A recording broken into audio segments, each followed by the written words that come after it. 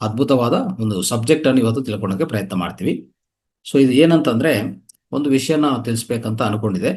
So ಅದು ಇತ್ತೀಚಿನ ಕಾಲದಲ್ಲಿ ತುಂಬಾ ಜನ ಅನುಭವಿಸ್ತಾರಂತ ಸರ್ವಸಾಮಾನ್ಯ ಒಂದು ಸಮಸ್ಯೆ ಅಂತ ಹೇಳ್ಬೋದು. ಅದೇನಂತಂದ್ರೆ ಇದೆಲ್ಲ ಗೊತ್ತಿರೋದೆ, ಆದ್ರೆ ಪದೇ ಪದೇ ಯಾಕೆ ಹೇಳ್ತೀವಿ ಅಂದ್ರೆ ಅದರಲ್ಲಿ ಎಷ್ಟೋ ಟೆಕ್ನಿಕ್ಗಳು, ಎಷ್ಟೋ ತಂತ್ರಗಳು ನಾವು ಪಾಲನೆ ಮಾಡ್ತಾ ಇರಬೇಕು, ತಿಳ್ಕೊತಾ ಇರಬೇಕು, ಹೊಸ ಹೊಸ ವಿಷಯಗಳು ತಿಳ್ಕೊತಾ ಇರಬೇಕು, ಅದು ಇದೆ. ಅದ್ರ ಜೊತೆಗೆ ನಮ್ಮ ಇಡೀ ದೇಹದ ಆರೋಗ್ಯ, ಮನಸ್ಸಿನ ಆರೋಗ್ಯ, ಈ ಎರಡನ್ನೂ ಪ್ರಭಾವಿತ ಮಾಡುವಂತ ವಿಷಯ ಇದು. ಏನಂತದ್ದು ಸರ್ವಸಾಮಾನ್ಯವಾಗಿ ಅನುಭವಿಸ್ತಾ ಇರೋಂಥ ಎಷ್ಟೋ ಸರ್ವಸಾಮಾನ್ಯರು, ಸಾಮಾನ್ಯ ವ್ಯಕ್ತಿಗಳು ಅನುಭವಿಸ್ತಾ ಇರ್ತಾರೆ. ಅದೇ ರೀತಿಯಲ್ಲಿ ಧ್ಯಾನ ಮಾಡೋರು, ಆರೋಗ್ಯದ ಬಗ್ಗೆ ಕಾಳಜಿ ಇಲ್ಲ ಅಂತ ವ್ಯಕ್ತಿಗಳು ಅನುಭವಿಸ್ತಾ ಇರೋಂಥದ್ದು ಮಲಬದ್ಧತೆ ಅಲ್ವಾ. ಈ ಮಲಬದ್ಧತೆ ಎಷ್ಟು ಪ್ರಧಾನ ವಿಷಯ ಅಂತ ಅನ್ನೋದು ನಮ್ಗೆಲ್ಲರಿಗೂ ಗೊತ್ತಿರೋ ವಿಷಯ. ಇಲ್ಲಿರುವಂಥ ಮಾಸ್ಟರ್ಸು ಈಗಾಗಲೇ ಸಮಗ್ರ ಸ್ವಾಸ್ಥ್ಯ ನೀವು ತಿಳ್ಕೊತಾ ಇದ್ದೀರಾ. ನಿಮಗೆ ಇದರ ವಿಶಿಷ್ಟತೆ, ಇದರ ಪ್ರಾಮುಖ್ಯತೆ ಅನ್ನೋದು ಎಲ್ಲರಿಗೂ ಗೊತ್ತಾಗಿರ್ತದೆ. ಅದಕ್ಕೋಸ್ಕರ ಅದನ್ನು ತಿಳ್ಕೊಂತ ಹೋಗೋಣ ಇವತ್ತು. ಅನೇಕ ಅಂದ್ರೆ ಮಲಬದ್ಧತೆಗೆ ಇಷ್ಟು ನಿವಾರಣೆ ಇದೆಯಾ ಅಂತ ನಮಗೆ ಆಶ್ಚರ್ಯ ಆಗತ್ತೆ. ಅಷ್ಟು ನಿವಾರಣೆ ನಾವು ಮಾಡ್ಕೋಬಹುದು. ಸೊ ಅದನ್ನು ಕರೆಕ್ಟಾಗಿ ರೀತಿಯಲ್ಲಿ ಮಲ ವಿಸರ್ಜನೆ ಆಗಿದ್ರೆ ಎಷ್ಟು ಪ್ರಯೋಜನ ನಿಮ್ಗೆಲ್ಲ ಗೊತ್ತಿರೋ ವಿಷಯ. ಅದಕ್ಕೆ ಒಂದು ಆಯುರ್ವೇದದಲ್ಲಿ ಒಂದು ಅದ್ಭುತವಾದ ಒಂದು ಶ್ಲೋಕ ಇದೆ. ಆ ಶ್ಲೋಕದಿಂದ ನಾವು ಸ್ಟಾರ್ಟ್ ಮಾಡೋಣ ಇವತ್ತಿನ ಈ ತರಬೇತಿ. ಸೊ ಏನಂತಂದ್ರೆ ಒಂದು ಆಯುರ್ವೇದದಲ್ಲಿ ಒಂದು ಅದ್ಭುತವಾದ ಶ್ಲೋಕ ಏನೇ ಹೇಳ್ತದೆ ನೋಡೋಣ. ಸಮದೋಷ ಸಮಾಗ್ನೆಚ್ಚ ಸಮಧಾತು ಮಲಕ್ರಿಯ ಪ್ರಸನ್ನಾತ್ಮ ಇಂದ್ರಿಯ ಮನಃ ಸ್ವಸ್ಥ ಇತ್ಯ ವಿದಿತೇತ್. ಅಂದ್ರೆ ಮತ್ತೊಂದು ಸರಿ ಹೇಳ್ತೀನಿ. ಸಮದೋಷ ಸಮಾಗ್ನಿಚ್ಚ ಸಮಧಾತು ಮಲಕ್ರಿಯ ಪ್ರಸನ್ನಾತ್ಮ ಇಂದ್ರಿಯ ಮನಃ ಸ್ವಸ್ಥ ಇತ್ಯ ವಿದಿಯತೆ. ನೋಡಿ, ಇದರಲ್ಲಿ ಎಷ್ಟು ಅರ್ಥ ಇದೆ ಅಂತದ್ದು ಫಸ್ಟ್ ಇದು ಅರ್ಥ ಮಾಡ್ಕೊಳ್ಳೋಣ. ಅವಾಗ ನಮ್ಮ ಇಡೀ ಜೀವನ ಬಗ್ಗೆ, ನಮ್ಮ ಇಡೀ ಆರೋಗ್ಯ, ಸಂಪೂರ್ಣ ಆರೋಗ್ಯ ಬಗ್ಗೆ ಅದ್ಭುತವಾದ ವಿಷಯ ನಾವು ತಿಳ್ಕೊಬಹುದು. ಇಲ್ಲಿ ನೋಡಿ, ಸಮದೋಷ ಅಂತ ಹೇಳ್ತಾರೆ. ಸಮದೋಷ ಅಂದ್ರೆ ನಮ್ಮಲ್ಲಿ ಏನ್ ದೋಷಗಳಿರ್ತದೆ? ವಾತ, ಕಫ, ಪಿತ್ತ ಅಲ್ವಾ. ಈ ಮೂರು ಸಮಾನವಾಗಿರ್ಬೇಕು, ಸಮಾನವಾಗಿ ಇರೋ ತರ ನಾವು ನೋಡ್ಕೋಬೇಕು ಅಂತ ಹೇಳ್ತಾರೆ. ಅಂದ್ರೆ ಒಂದು ವ್ಯಕ್ತಿ ಸಂಪೂರ್ಣ ಆರೋಗ್ಯ ಹೊಂದಿರುವಂತ ವ್ಯಕ್ತಿ ಅಂದ್ರೆ ಆರೋಗ್ಯವಂತ ಅಂತ ನೆನೆಸ್ಕೋಬೇಕಂದ್ರೆ, ಹೇಳ್ಬೇಕಂದ್ರೆ ಇದು ಇಲ್ಲಿರುವಂತ ಈ ಶ್ಲೋಕದಲ್ಲಿರುವಂತ ಎಲ್ಲಾ ವಿಷಯಗಳು ನಾವು ಪಾಲನೆ ಮಾಡಬೇಕಾಗತ್ತೆ, ಅದು ಹೊಂದಬೇಕಾಗತ್ತೆ. ಏನಂತದು? ಮೊದಲನೇದು ಸಮದೋಷ. ಮೂರು ದೋಷಗಳು ಸಮಾನವಾಗಿ ಇರುವಂತ ವ್ಯಕ್ತಿ, ಅವನು ಆರೋಗ್ಯವಂತ ಅಂತ ಕರಿಬೇಕಾಗತ್ತೆ. ಯಾವುದು ಮೂರು ದೋಷಗಳು? ವಾತ, ಪಿತ್ತ, ಕಫ ಅಲ್ವಾ. ಸೊ ವಾತ, ಕಫ, ಪಿತ್ತ ಈ ಮೂರು ವಿಷಯಗಳನ್ನು ಸಹ ಸಮಾನವಾಗಿರಬೇಕು. ಯಾವುದೇ ಒಂದರಲ್ಲಿ, ಸೊ ಆ ದೋಷದಲ್ಲಿ, ಈ ಮೂರು ದೋಷಗಳಲ್ಲಿ ಯಾವುದೇ ಒಂದರಲ್ಲಿ ಅಸಮತೋಲ್ಯ ಆಗಿದ್ರೆ ರೋಗ ಖಂಡಿತವಾಗಿ ಬರುತ್ತೆ ದೇಹಕ್ಕೆ ಅಲ್ವಾ. ಈಗಾಗಲೇ ನಾವು ಅನೇಕ ಕ್ಲಾಸಲ್ಲಿ ತಿಳ್ಕೊಂತ ಬಂದಿದ್ವಿ. ಇದು ಒಂದು ನೆನಪಿಟ್ಕೊಳ್ಳಿ ಚೆನ್ನಾಗಿ. ಆಮೇಲೆ ಸಮಾಗ್ನಿಚ್ಛ ಅಂತಂದ್ರೆ, ಸಮಾಗ್ನಿಚ್ಛ ಅಂತಂದ್ರೆ ಸಮಾನವಾಗಿ ನಮ್ಮಲ್ಲಿ ಅಗ್ನಿ ಇರಬೇಕು. ಸಮಾನವಾಗಿ ಅಗ್ನಿ ಅನ್ನೋದು ಇರಬೇಕಾಗತ್ತೆ. ಸೊ ಯಾವ ರೀತಿಯಲ್ಲಿ ಅಂತಂದ್ರೆ, ಜಠರಾಗ್ನಿ ಅಂತ ನಾವು ಕರಿತಾ ಇರ್ತೀವಲ್ಲ, ಜಠರಾಗ್ನಿ ಅದು ಶ್ರೇಷ್ಠವಾಗಿರ್ಬೇಕಾಗತ್ತೆ. ಸಮಾಗ್ನಿ ಇರಬೇಕಾಗತ್ತೆ. ನಮ್ಮಲ್ಲಿ ಇತ್ತೀಚಿನ ಕಾಲದಲ್ಲಿ ನೋಡ್ತಾ ಇರ್ತೀವಿ. ಸೊ ನಮ್ಮ ಜೀವನ ಶೈಲಿಯಿಂದ, ನಮ್ಮ ಆಹಾರ ಶೈಲಿಯಿಂದ ಈ ಜಠರಾಗ್ನಿಯನ್ನು ನಾವು ಸರಿಯಾದ ರೀತಿಯಲ್ಲಿ ನಾವು ನಿರ್ವಹಣೆ ಮಾಡಿಕೊಂಡಕ್ಕೂ ಸಾಧ್ಯವಾಗ್ತಾ ಇಲ್ಲ. ಬೇಕಂದ್ರೆ ಗಮನಿಸ್ಕೊಳ್ಳಿ.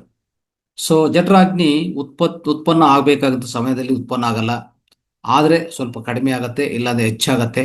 ಅಸಿಡಿಟಿ ಬರೋದು, ಇಲ್ಲಾಂದ್ರೆ ಅಜೀರ್ಣ ಆಗೋದು, ಈ ರೀತಿಯಲ್ಲಿ ಅದನ್ನು ಸಹ ನಮ್ಮ ಅನಾರೋಗ್ಯವನ್ನು ತಂದುಕೊಡುತ್ತೆ. ಎಲ್ಲ ವ್ಯಾಧಿಗಳಿಗೆ ಅದೊಂದು ಒಂದು ಒಂದು ಹೇಳ್ಬೇಕಂದ್ರೆ ಹೆಚ್ಚಾಗಿ ಕಾರಣವಾಗ್ತಾ ಇದೆ, ಮೂಲಭೂತ ಕಾರಣ. ಅದಕ್ಕೋಸ್ಕರ ಈ ಸಮ ಅಗ್ನಿ, ಜಠರಾಗ್ನಿ ಅನ್ನೋದು ಸೊ ಸಮಾಗ್ನಿಚ್ಛ ಅಂತ ಹೇಳ್ತಾರೆ. ಈ ಶ್ಲೋಕದಲ್ಲಿ ಅದೊಂದು ಪದ ಇದೆ. ಆಮೇಲೆ ಸಮಧಾತು ಅಂತ ಹೇಳ್ತಾರೆ. ಸಮಧಾತು ಅಂದ್ರೆ ನಮ್ಗೆಲ್ಲ ಗೊತ್ತು. ಸೊ ರಕ್ತ ಎಷ್ಟಿರಬೇಕು ನಮ್ಮಲ್ಲಿ? ಮಾಂಸ, ಮೇಧಸ್ಸು ಅಂದ್ರೆ 6 ಧಾತುಗಳಿದೆ. ಸಮಧಾತುಗಳಂದ್ರೆ 6 ಧಾತುಗಳು. ಏನೇನಿದೆ ಅಂತಂದ್ರೆ ರಸ, ರಕ್ತ, ಮಾಂಸ, ಮೇಧಸ್ಸು, ಅಸ್ಥಿ, ಮಜ್ಜ, ಶುಕ್ರ ಕಣಗಳು. ಇವೆಲ್ಲನೂ ಈ ಸಪ್ತ ಧಾತುಗಳಂತ ಹೇಳ್ತೀವಿ. 6 ಅಲ್ಲ 7 ಸಪ್ತ ಧಾತುಗಳಂತ ಕರಿತೀವಿ. ಈ ಎಲ್ಲಾ ಧಾತುಗಳು ಈ ಸಪ್ತ ಧಾತುಗಳು ಸಮವಾಗಿರ್ಬೇಕು, ಚೆನ್ನಾಗಿರ್ಬೇಕು ಆಗತ್ತೆ. ಇಲ್ಲಾಂದ್ರೆ ಅನಾರೋಗ್ಯ ಬಂದೇ ಬರುತ್ತೆ ಅಲ್ವಾ. ಇದನ್ನು ಪ್ರಧಾನ ವಿಷಯ. ಈಗ ನೋಡಿ, ಎಷ್ಟೋ ಜನಕ್ಕೆ ಮಕ್ಕಳಾಗಲ್ಲ. ಯಾಕೆ? ಶುಕ್ರ ಕಣಗಳು ಸರಿಯಾಗಿ ಲಭ್ಯವಾಗಲ್ಲ.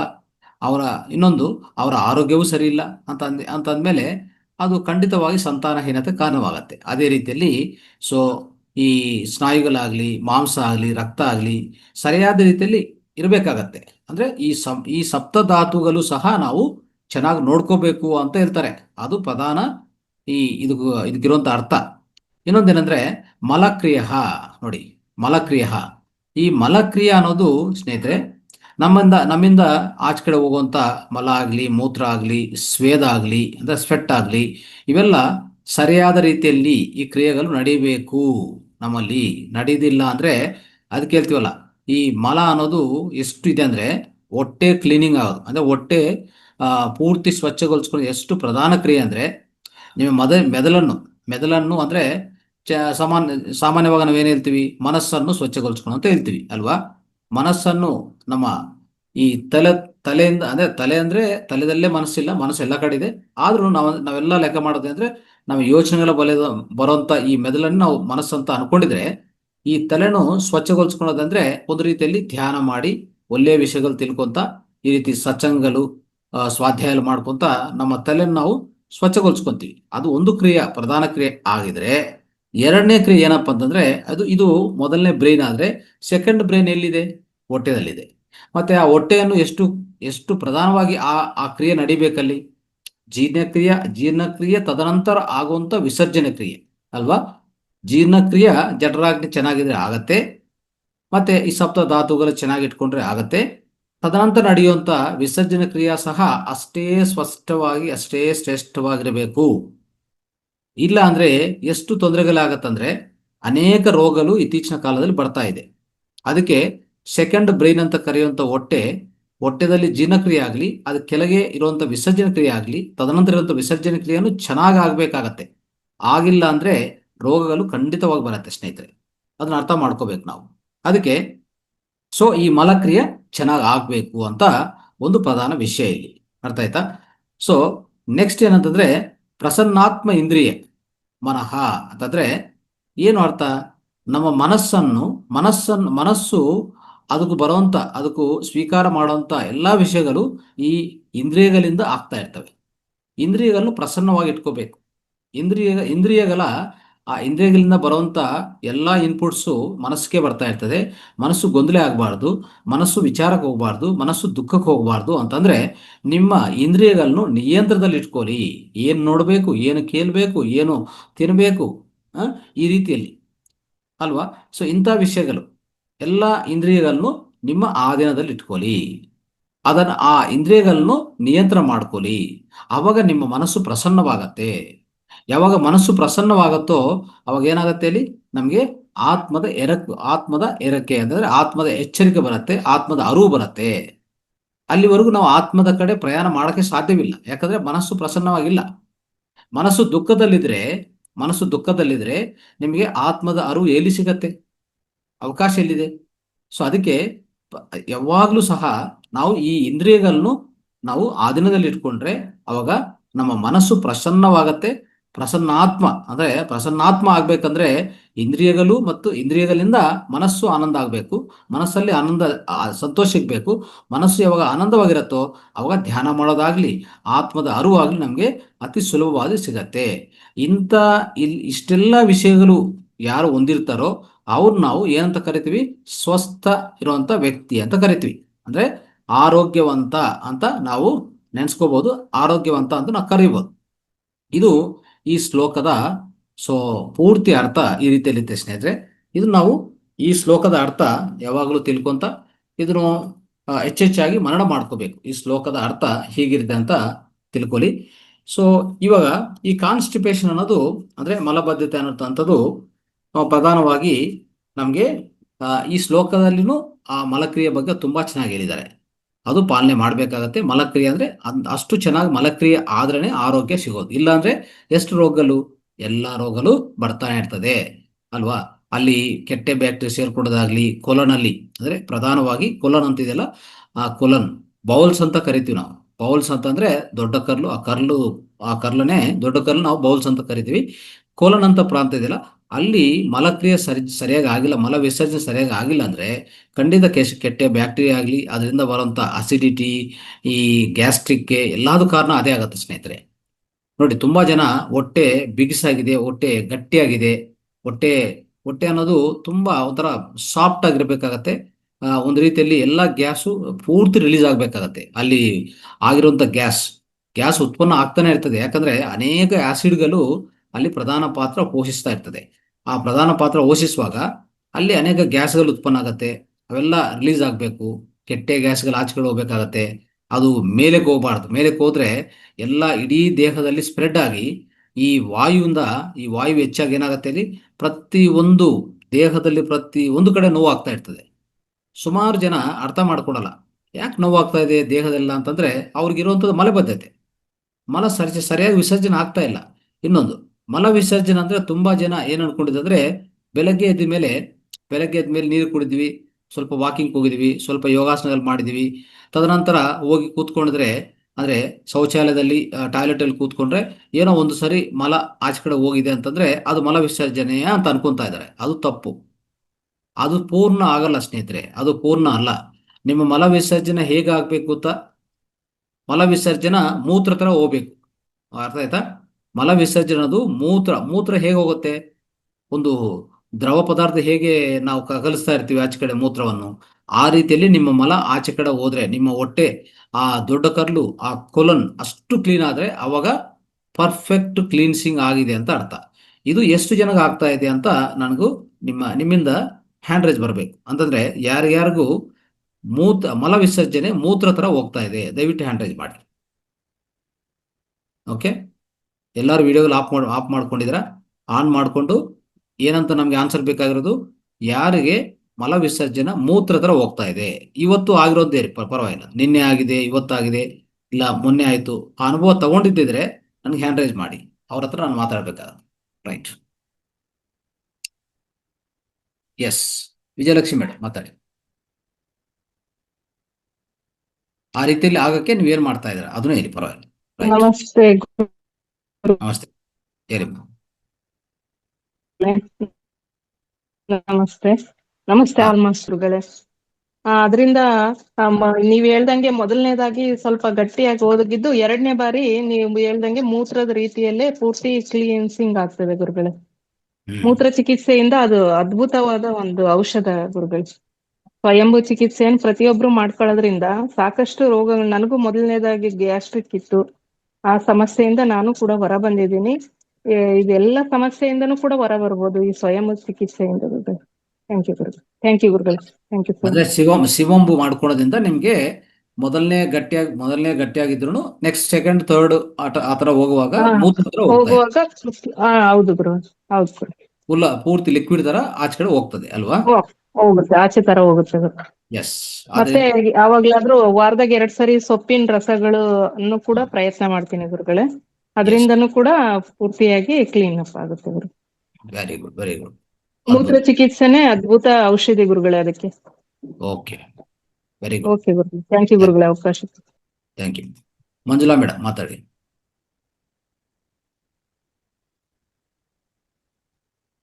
ಮಂಜುಳಾ ಮೇಡಮ್ ಮಾತಾಡಿ. ಹಾ ಸರ್, ನಮಸ್ಕಾರ ಗುರುಜಿ. ನಾನು ಮಾರ್ನಿಂಗ್ ಬೆಳಗ್ಗೆ ಎದ್ದ ತಕ್ಷಣ ಮೊದಲನೇ ಕೆಲಸ ಅದೇನೆ, ಎಚ್ಚರ ಆಯ್ತು ಅಂದ್ರೆ ಅದಾದ್ಮೇಲೆ ಈ ನಿಂಬೆಹಣ್ಣು ಬಿಸಿ ನೀರಿಗೆ ಸ್ವಲ್ಪ ಬೆಚ್ಚಗಿರೋ ನೀರಿಗೆ ನಿಂಬೆಹಣ್ಣು ಹಿಂಡ್ಕೊಂಡು ಕುಡಿಯೋದ್ರಿಂದ ಅದು ನ್ಯಾಚುರಲ್ ನೈಸ್ ತರ ಕೆಲಸ ಮಾಡುತ್ತೆ ಗುರುಜಿ. ಈಗಾಗಲೇ ನನಗೆ ಬೆಳಗ್ಗೆಯಿಂದ 2-3 ಸರ್ತಿ ಆಯ್ತು ಹಂಗಾಗಿ ಗುರುಜಿ. ಓಕೆ, ಬಟ್ ಇನ್ನು ನಾನು ಸ್ವಯಂಭೂ ಅಳವಡಿಸ್ಕೊಂಡಿಲ್ಲ, ಸ್ವಲ್ಪ ಹಿಂಜರಿಕೆ ಇದೆ, ಹಾಗಾಗಿ ಸ್ವಯಂಭೂ ಇನ್ನು ಅಳವಡಿಸ್ಕೊಬೇಕು ಗುರುಜಿ. ಅದೇ ಮೂತ್ರ ತರ ಹೋಗಿದ್ಯಾ ಅಂದ್ರೆ ಮಲ ಮೂತ್ರ ತರ ಹೋಗ್ಬೇಕು. ಗುರುಜಿ, ಅಂದ್ರೆ ಕ್ಲಿಯರ್ ಆಗಲ್ಲ. ಅದೇನಾಗತ್ತೆ, ಕ್ಲಿಯರ್ ಅಂತ ಅನ್ಕೊಂತೀವಿ ನಾವು ಅಷ್ಟೇ. ಬಟ್ ಅದು ಹೆಂಗಿರ್ಬೇಕಂದ್ರೆ ಮಲ ಹೋಗೋದೇ ಮೂತ್ರ ತರ, ಅಂದ್ರೆ ನೀರು ತರ ಹೋಗ್ಬೇಕು. ಇಲ್ಲ ಗುರುಜಿ, ಇಲ್ಲ ಆ ತರ ಇಲ್ಲ, ಒಟ್ಟು ಕ್ಲಿಯರ್ ಆಗಿ ಆಗುತ್ತೆ ಅಷ್ಟೇ. ಇಲ್ಲ, ಅದು ಕ್ಲಿಯರ್ ಅಂತಲ್ಲ.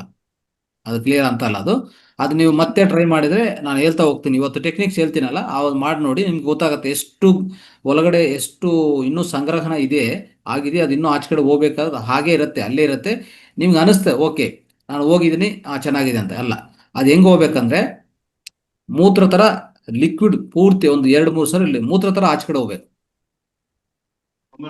ಓಕೆ ಗುರುಜಿ. ಅದು ನೀವು ಹೊಂದಬೇಕಾಗತ್ತೆ, ಅಚೀವ್ ಆಗ್ಬೇಕು ಇನ್ನು. Okay, right. ಓಕೆ ಗುರುಜಿ. ರೇವತಿ ಮೇಡಮ್, ಫಾಸ್ಟ್ ಆಗಿ 1 ನಿಮಿಷದಲ್ಲಿ ಹಂಚ್ಕೊಂತ ಹೋಗಿ ದಯವಿಟ್ಟು. ರೇವತಿ ಮೇಡಮ್. ಎಸ್ ಸರ್ ಒಂದೇ. ನಮಸ್ತೆ ಸರ್.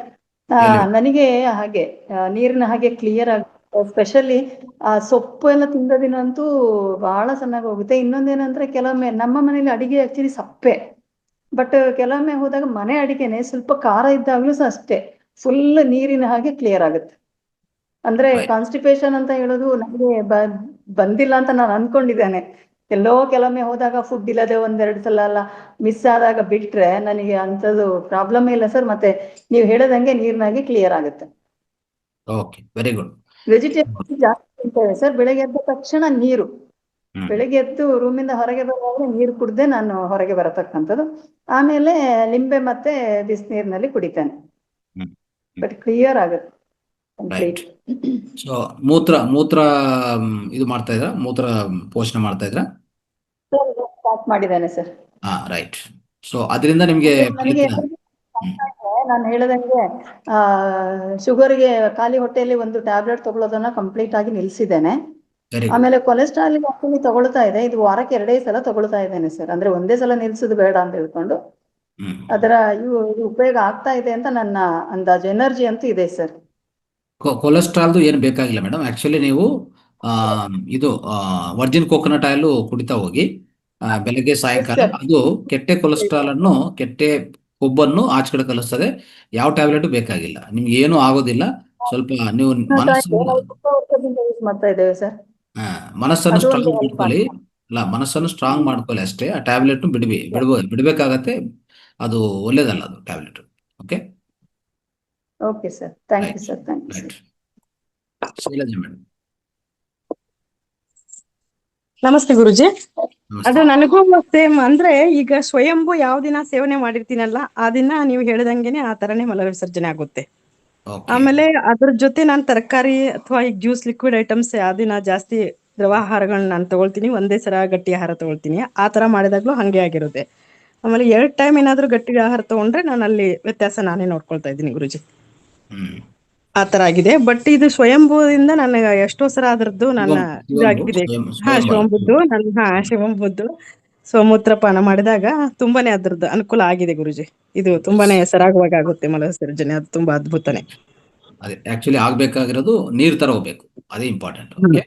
ಹೌದು ಗುರುಜಿ. ಆ ವಾರದಲ್ಲಿ 2 ದಿನ ನಾನು ಅದನ್ನ ಇದು ಅವಾಯ್ಡ್ ಮಾಡಿದಾಗ ಅಲ್ಲಿ ಚೇಂಜಸ್ ಗೊತ್ತಾಗ್ಬಿಡುತ್ತೆ.